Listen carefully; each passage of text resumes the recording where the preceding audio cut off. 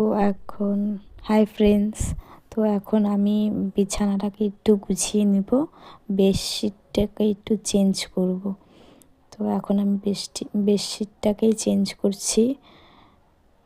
আমার মেয়ে আসলো, আমার মেয়ে একটু আমার সাথে দুষ্টুমি করছে, কাজ করতে দিচ্ছে না। আমার মেয়ে খুব জ্বালাচ্ছে। তো আমি বিছানাটা গুছিয়ে নিলাম, একটা নতুন চাদর পেরে নিলাম। তো বিছানা সুন্দর করে গোছানো থাকলে ভালো লাগে, টিপটাপভাবে গোছানো থাকলে বিছানাটাকে খুবই ভালো লাগে। তো বিছানাটা আমার গোছানো হয়েই গেছে প্রায়। এই যে আমার মেয়ে আবার দুষ্টুমি করছে, একটু বিছানা গোছাতে দিচ্ছে না, এই যে বিছানায় লাফাচ্ছে। ও সারাদিনই এরকম করে। এই যে আবার ফোনটা নিয়েছে, ফোন নিয়ে এখন একটু বলছে ছবি তুলি মা, ছবি তুলি। বলছে ঠিক আছে তোল ছবি।